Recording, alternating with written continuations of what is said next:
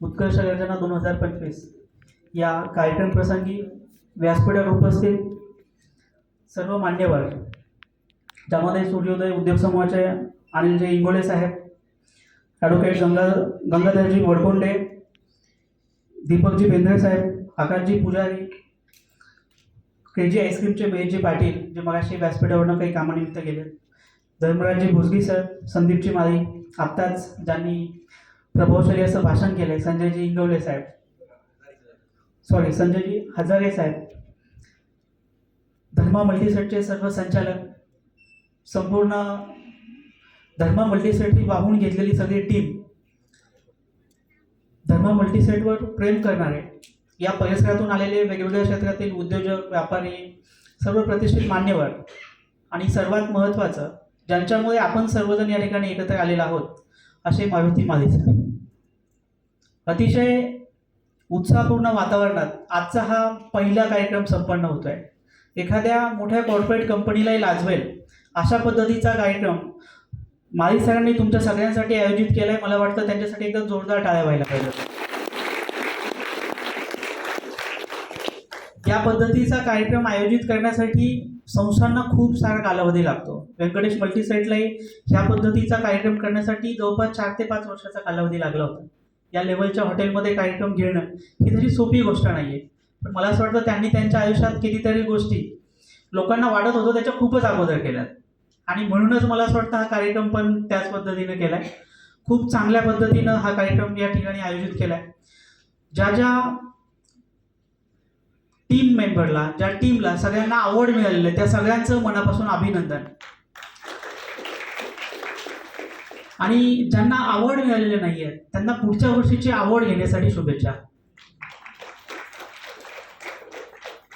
पुढच्या वर्षी मला असं वाटतं साहेब हा कार्यक्रम 2 सत्रामध्ये ठेवावं लागेल, इतकी आवड आपल्याला द्यावे लागतील. अशा पद्धतीचं नियोजन नक्कीच माळी सर करतील. पण आवडपासनं चांगलं काम करणाऱ्या माणसाला आवड भेटणार नाही अशी परिस्थिती मला वाटतं या व्यासपीठावर नक्की येणार नाही. इतकं चांगल्या पद्धतीचं नियोजन सगळ्यांनी केलं आहे. माझ्या आयुष्यात पहिल्यांदा इतक्या इनोव्हेटिव्ह पद्धतीची आवड मी पाहिल्यात. म्हणजे आतापर्यंत आवड फंक्शन खूप सारे अटेंड करून झालेत, पण ज्या पद्धतीच्या वेगवेगळ्या लोकांना आवड दिले गेलेत खूप वेगवेगळ्या पद्धतीनं, म्हणजे तुमच्यातले छोट्यातले छोटे स्किल त्या ठिकाणी हेरून तुम्हाला आवड दिली गेले. तर मला असं वाटतं हेच कारण आहे माळी सर ज्या पद्धतीने सध्या महाराष्ट्राला घडवत आहेत, महाराष्ट्राला शिकवत आहेत. कालच म्हणजे इंस्टाग्रामच्या माध्यमातून सरांना ज्यावेळेस मी बोलत होतो आणि त्यावेळेस पाहिलं की जवळपास 15 लाख 20 लाख लोक सरांना फॉलो करतायत. एक त्यांची रील त्या पद्धतीनं व्हायरल होतील. म्हणजे प्रॅक्टिकली जी गरज आहे त्या गरजेला आपण जर सोल्युशन दिलं तर कुठपर्यंत जाऊ शकतो याचं मूर्तिमंत उदाहरण आहे. एका वर्षामध्ये 25 कोटी व्यवसायाचा टप्पा पूर्ण करणं ही खरंच खूप मोठी गोष्ट आहे. सर व्यंकटेश मल्टीसेटला हा टप्पा पूर्ण करायला 2 वर्ष लागली होती. म्हणजे पहिल्या वर्षीचा टप्पा आम्ही फक्त 15 कोटीपर्यंत पोहोचलो होतो, जो आमच्यासाठी खूपच मोठा होता. आता तुम्ही पहिल्याच वर्षात 25 कोटीचा टप्पा पूर्ण केलाय. आम्ही 11 वर्षात 1000 कोटीवर होतो. तुम्ही आता 11 वर्षात त्याच्यात डबल जावं लागते बघा. म्हणजे या पद्धतीचं प्लॅनिंग तुम्हाला करावं लागेल. या पद्धतीचा लीडर तुम्हाला मिळालेला आहे आणि त्या माध्यमातून फक्त लीडरच नाही आहे तर इथली संचालक मंडळाची जी काही टीम आहे, बऱ्यापैकी सहकारमध्ये काय होतं, सहकारमध्ये मोजके 1 लोक 2 लोक 4 लोक येतात आणि काम चालू करतात. मला असं वाटतं ब्रह्मा मल्टीसेट हे महाराष्ट्रातलं एकमेव उदाहरण असेल. या ठिकाणी सगळे ॲक्टिव्ह संचालक आहेत आणि हे ॲक्टिव्ह म्हणत असताना त्यांनी त्यांच्या आयुष्यात काहीतरी कर्तव्य, काहीतरी कर्तृत्व या ठिकाणी पार पाडलंय. खूप मोठ्या लेव्हलवर आपापल्या क्षेत्रामध्ये काम करून आता सगळ्यांनी एकत्र येऊन या मल्टीसेटच्या माध्यमातून या परिसराचा विकास करायचा ठरवलंय. ही खूप मोठी गोष्ट आहे आणि यामुळे मला असं वाटतं संस्थेचं भविष्य उज्ज्वल आहे, याच्याबद्दल अजिबात काही शंका नाही आहे. मला माहिती आहे 2 वाजून गेलेले आहेत. प्रत्येकाची नजर म्हणजे बाहेरच्या सुरूची भोजनाकडे आहे. त्याच्यामुळं सरांनी मराठी जर सांगितलं असेल तर सखोल मार्गदर्शन, पण मी तुमच्या बाजूने जास्त वेळ तुमचा काही घेणार नाही. अगदी थोडक्यात पण महत्त्वाचं अशा पद्धतीनं बोलण्याचं. अगदी 5 मिनिटामध्ये मी माझा संवाद या ठिकाणी संपवणार आहे. मी संवादच म्हणतो, याला मार्गदर्शन म्हणत नाही आहे, कारण तुमच्यातलाच मी काय कुठेतरी ह्या सगळ्या सुरुवात केली होती आणि इथपर्यंत पोहोचलोय. फक्त एक मोठा विचार काय करू शकतो, तर प्रॅक्टिकली ज्या गोष्टी मी केल्या, आम्ही केल्या, ते सगळं व्यंकटेश मल्टीसेट असेल की आमचा सगळा ग्रुप असेल, याचं सगळं श्रेय त्या पूर्ण टीमचं आहे. ज्या टीमनं या ठिकाणी केलं, त्या कार्यक्रमाला मला जे बोलवलंय त्या टीमनं मोठं काम केलं म्हणून बोलवलंय. कदाचित व्यंकटेशच्या बॅलन्स शीटमध्ये तितका मोठा नंबर नसता तर या ठिकाणी मी नसतो. म्हणजे या ठिकाणी येण्याचं श्रेय आमच्या टीमला आहे. त्याच पद्धतीनं म्हणजे उद्या मारुती माली साहेब उद्या महाराष्ट्रात आहेत, महाराष्ट्राच्या बाहेर पण जाणार आहेत. हे कधी जाऊ शकते? तुमच्या सगळ्यांची इच्छा आहे ना? मारुती माली साहेबांची उंची त्या लेवलवर पाहिजे, कारण ते फक्त सहकार क्षेत्राशी आता मर्यादित राहिलेले नाही आहेत. वेगवेगळ्या क्षेत्रातल्या लोकांना ते मार्गदर्शन करतात. तर मला असं वाटतं तुम्ही त्यांना मर्यादित नाही ठेवलं पाहिजे. तुमची जबाबदारी तुम्ही स्वतः उचलली पाहिजे. ती जबाबदारी उचलून पुढे गेलं पाहिजे. खरं तर आता या ठिकाणी व्यासपीठावर सगळे चेअरमन मंडळी उपस्थित आहेत, समोर सगळी टीम उपस्थित आहे. दोघांनाही बोलणं माझी जबाबदारी आहे. त्यामुळे मी जो पहिला महत्त्वाचा विषय आहे ना, आपण ज्या क्षेत्रामध्ये काम करतोय सहकार क्षेत्रामध्ये ब्रह्मा मल्टीसेट खूप चांगलं काम करते. पण एकंदरीत आपण जर बघितलं मागच्या काही वर्षामध्ये सहकाराची परिस्थिती तितकी चांगली राहिली नाही आहे. आणि अशा परिस्थितीमध्येही हे सगळं चांगलं काम करत असताना व्यासपीठावर मंडळी खूप चांगल्या पद्धतीनं काम करतात. सगळी लोकही करत नाही आहेत. पण सहकार किती महत्त्वाचा आहे हे आपल्याला सगळ्यांना समजणं गरजेचं आहे. त्यासाठी एक थोडीशी पार्श्वभूमी तुम्हाला अगोदर सांगणार आहे. आपण एकंदरीत पाहिलं तर आपण म्हणतो आपला देश बुलंद भारताकडे वाटचाल करतोय. जगामध्ये जगाच्या अर्थव्यवस्थेमध्ये भारत आता 4थ्या क्रमांकावर येऊन ठेवलाय. अमेरिका, चीन, जर्मनी नंतर आता 4था नंबर भारताचा आहे.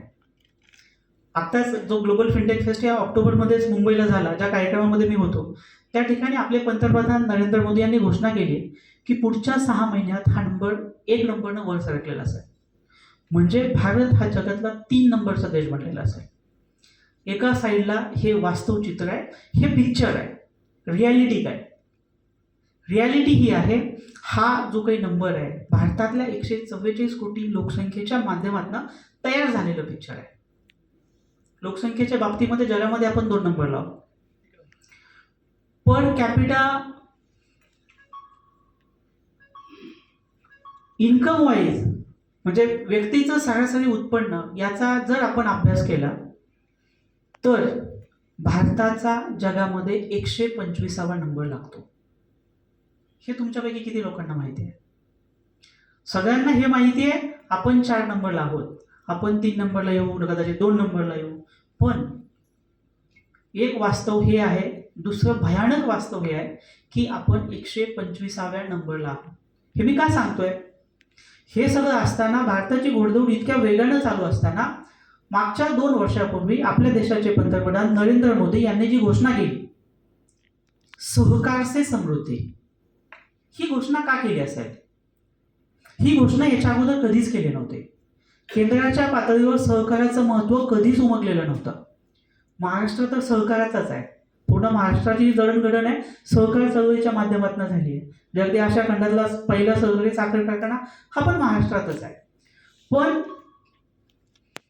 देशाच्या लेवलवर सहकाराचं महत्त्व दुर्दैवानं आतापर्यंत अधोरेखित केलेलं नव्हतं. पण मागच्या 2 वर्षी पूर्वी ही गोष्ट लक्षात आली आणि त्याच्यासाठी खूप मोठ्या लेवलचे बदल केले गेले.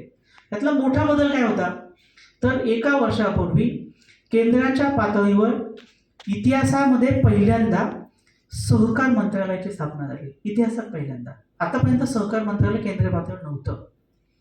आणि त्याच्यासाठी म्हणजे भारतातला एक सक्षम माणूस अमितजी शहा यांची देशातले पहिले सहकार मंत्री म्हणून निवड केली गेली. म्हणजे या क्षेत्रामध्ये पोटेन्शियल काय आहे? आता हे सगळं असं का केलं असावं? मला असं वाटतं याचा पण आपण विचार करायला पाहिजे. याचं महत्त्वाचं कारण आहे, मी जे मगाशी सांगत होतो की आपला 125वा नंबर लागतोय. याचा अर्थ काय? भारतामध्ये पैसे आहेत का? 100% आहेत, म्हणून आपला 4था नंबर आहे आता. दुसऱ्या बाजूला 125वा नंबर का आहे? याचा दुसरा अर्थ असा आहे की भारतातल्या खूप लिमिटेड लोकांकडे अनलिमिटेड पैसे आहेत आणि अनलिमिटेड लोकांकडे लिमिटेड पैसे आहेत. आता ही जी दुरी आहे, हे आता आपण का बोलतोय? याचं वास्तव सत्य जर सांगायचं म्हटलं, भारतातल्या 10% लोकांकडं जवळपास 60% संपत्ती आहे. अगदी पुढे गेलं 1% लोकांकडं 40% संपत्ती आहे. 1% लोकांकडं. बॉटमच्या 50% लोकांकडं 10% संपत्ती आहे. बॉटमची 50% लोक. आपण विचार करू शकतो किती भयावह परिस्थिती आहे. या परिस्थितीतून जर पुढे जायचं असेल तर जो आपल्या देशाला उशीर का होईना सुचलेलं जे शहाणपण आहे ते आहे की हा सगळा मार्ग जातो सहकाराचा. सहकार हे एकमेव असं क्षेत्र आहे जे क्षेत्र प्युअर अँड प्युअर सर्वसामान्यांसाठी काम करतं. सर्वसामान्यांसाठी याच्यासाठी म्हणतोय, अगदी आता आपण बघितलं ब्रह्म मल्टीसेट बघितलं, कुठल्याही मल्टीसेट बघितलं, आपलं साधारणपणे सर सरासरी कर्ज वाटप किती असेल? एका व्यक्तीला आपण कर्ज दिलंय की सरासरी किती असेल? 50,000 1,00,000 रुपये अशीच काहीतरी असेल. काल मी इकडे त्या टीमला पण सांगत होतो, आपण साधारणपणे ओव्हरऑल बँकिंग सिस्टम जर बघितलं ना, ॲक्च्युली आरबीआयची स्थापना 1935 मध्ये झाली. बँकिंग त्याच्या अगोदर अस्तित्वात आहे. बँकिंगचा खरा उद्देश काय होता? फायनान्शियल इन्क्लुजन, म्हणजे आर्थिक सर्वसमावेशन. सर्वसामान्य लोकांना आर्थिक आधार देऊन त्यांनाही सक्षम बनवणं. परिस्थिती काय वास्तव आहे? आज भारतातले जवळपास सर्वसामान्य एकूण ठेवीमध्ये 70% वाटा सर्वसामान्यांचा आहे. कर्जामध्ये 70% वाटा हा कॉर्पोरेट क्षेत्राचा आहे. याचा अर्थ असा निघतो, आपल्या देशातल्या सर्वसामान्य लोकांचा पैसा मोठ्या लोकांना आणखी मोठं होण्यासाठी वापरला जातो. जे या फायनान्शियल इन्क्लुजन किंवा जे व्हिजन असतं, इथं जसं ब्रह्म मल्टीसेटचं व्हिजन आहे तसं देशाचं एक व्हिजन आहे. म्हणजे बँकिंग व्यवस्था कशासाठी? तर बँकिंग व्यवस्था सर्वसामान्यांसाठी. तर हा इतका मोठा बदल, इतका मोठा इम्पॅक्ट हा मला वाटतं सहकार्याच्या माध्यमातून होऊ शकतो. व्यासपीठावर बसलेल्यांसाठी पण आणि तुमच्या सगळ्यांसाठी पण ती खूप महत्त्वाची गोष्ट आहे. हा मेसेज आपण काम करत असलेल्या ठेवीदारांपर्यंत, कर्जदारांपर्यंत जायला पाहिजे की सहकार कशासाठी आहे. आपण एका बाजूला सिक्युरिटी हा विषय म्हणतो, पण एकंदरीत आपण जर बघितलं ना, मी जसं मगाशी म्हटलं की सहकारातल्या काही संस्था चुकीचं काम करतायत, नक्की करतायत, पण ह्या किती आहेत याचं ओव्हरऑल जर कॅल्क्युलेशन केलं तर 5% पण निघणार नाहीत. अगदी बँकिंग सिस्टमचा जर आपण विचार केला, भारतातल्या बँकिंग सिस्टमचा एनपीए 10% पेक्षा जास्त आहे. आतापर्यंत बँकांना कितीतरी वेळेस गव्हर्नमेंटचं फंडिंग करावं लागलं. ह्या सहकार क्षेत्रामध्ये व्यासपीठावर बसलेली सगळी जी मान्यवर आहेत अशी सगळी मंडळी स्वतःला झोकून देऊन काम करतात. झोकून देऊन काम करत असताना शासन मदत करत नाही, पब्लिकच्या लेवलवर सगळ्या निगेटिव्हिटी असतात आणि तरी आपल्याला पुढे जायचंय. हे पुढे जात असताना कशासाठी जायचंय? तर एक मोठा विचार ठेवलेला. ह्या मोठ्या विचारानं मला असं वाटतं खूप काही बदल होऊ शकतो. खूप साऱ्या लोकांच्या आयुष्यात बदल घडू शकतो. कितीतरी रोजगार तयार होतात, कितीतरी स्वयंरोजगार तयार होतात. सांगण्यासारखं, बोलण्यासारखं खूप काही आहे. तुमचे चेहरे मला असं वाटतं तितके ॲक्टिव्ह नाही आहेत. एक छोटीशी ॲक्टिव्हिटी फक्त मध्ये आपण प्लॅन करू की जेणेकरून मला असं वाटतं की आपली प्रत्येक जी टीम आहे ना, म्हणजे आतापर्यंतचे आकडे सर खूपच चांगले आहेत. म्हणजे 25 कोटी व्यवसाय ही निश्चित खूप मोठी गोष्ट आहे, पण याच्यापेक्षा मोठा आपण करू शकतो. तुम्ही किती मोठा विचार करू शकतोय ना, म्हणजे दोन्ही पण पर्पज साध्य होतील. खूप वेळ तुम्ही बसलेले आहात, तुमचं अटेन्शन पण येईल आणि तुम्हाला सगळ्यांना विनंती करतो फक्त 1 मिनिटासाठी उभे राहा. एक ॲक्टिव्ह बाकीच्या टीमला तुम्ही पुढच्या मान्यवर बसा तसेच, बाकीच्या लोकांना फक्त सांगतो जे टीम आहे ब्रह्मा मल्टीस्पेसची काय करायचंय माहिती आहे का? 1 मिनिट घड्याळ, तुमच्या सगळ्यांकडे घड्याळ किंवा मोबाईल असणार आहे. मी जर तुम्हाला स्टार्ट म्हटल्यानंतर त्याला स्टॉपवॉच लावायचे. स्टॉपवॉच फक्त काढून ठेवा. तर तुमच्या परवानगीने फक्त 1 मिनिटाची एक ॲक्टिव्हिटी आपण प्लॅन करू. दोन्ही गोष्टी आपल्या साध्य होतील.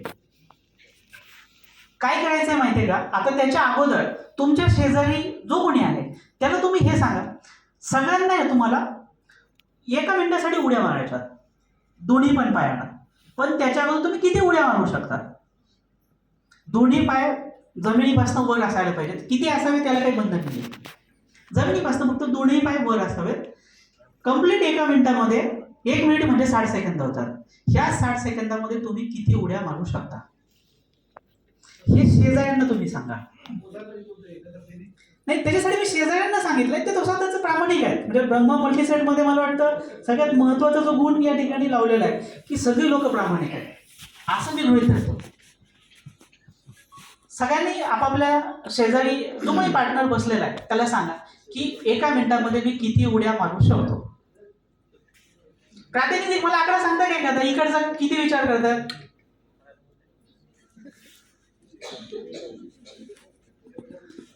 लोकांचे सांगू नका, स्वतःचे सांगा. आणि प्रॅक्टिकली त्याच्या जवळ जाणार आहेत की नाही जाणार तेही बघूया. सर आपण वर्षभर म्हणजे सेल्स आणि टार्गेट अचिव्हमेंट या सगळ्या गोष्टी बोलत असतो. आता छोटीशी ऍक्टिव्हिटी, याचं कोणतंही बर्डन नाही, याच्यासाठी कोणतेही इन्सेंटिव्ह नाही, त्यासाठी कोणती पेनल्टी पण नाही. म्हणजे आपण एका मिनिटानंतर हे विसरून जाणार आहोत. एखादा आकडा सांगताय मला, म्हणजे साधारणपणे काय विचार करताय? 60 सेकंद आहेत पहा. 60 म्हणजे एका सेकंदात एक उडी आपण मारू शकतो का? की एक उडी मारायला म्हणजे जायला वर उडी मारायला 1 मिनिट 1 सेकंद लागेल, खाली यायला 1 सेकंद लागेल. तुम्ही तुमचं कॅल्क्युलेशन ठरवा. 30-40 इथले बसलेले मान्यवर 30 ते 40 उड्या म्हणतात. इकडे किती? 25 ते 30. इकडं 100. पाठीमागं 100. तुम्ही कॉपी केली मला वाटतं, म्हणजे आकडा एकदम परफेक्ट येणार नाही. इकडं शक्यच नाही. इकडचा आकडा 25 ते 30 आहे, इकडचा 100 आहे आणि इकडं 120 पर्यंत पोहोचलाय. आता फक्त जास्त सांगायचं म्हणून पोहोचले की रिअलिस्टिक अप्रोच तुम्ही घेताय हे आपण एकदा बघूया. स्टार्ट करायचं. सगळ्यांकडे स्टॉप वॉच आहे की मी इथं स्टॉप वॉच होत्या आपण इथंच हो, काय अडचण नाही.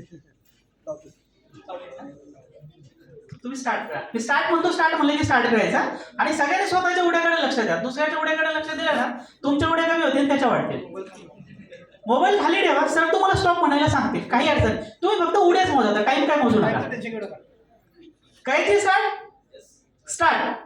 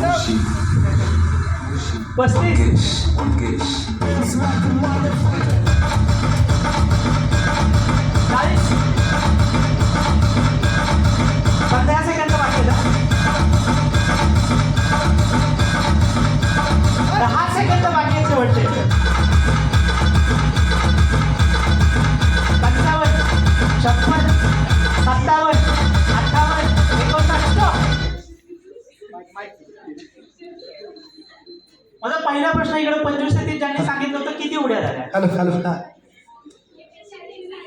140 सर खरं वाटतंय. सगळ्यांचे मिळून सांगितलं वाटतं त्यांनी. सर हेड ऑफिस 140 कोण मारल्यात? सगळ्यांचे मिळून 140 झाल्यात.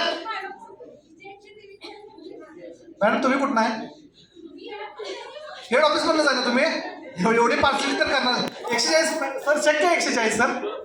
बाकीच्यांना विचारा ना तुम्ही, शक्य आहे की तेच लोक सांगणार आहे. बरं ठीक आहे, ओके. आहे शक्य? हां तुमच्यावर कळेल. हां 125 पेक्षा जास्त नाही शक्यच.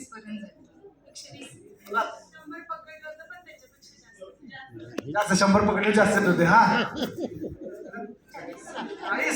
40 नालवत म्हणतात ना 40ला 60. हां 87 80. हां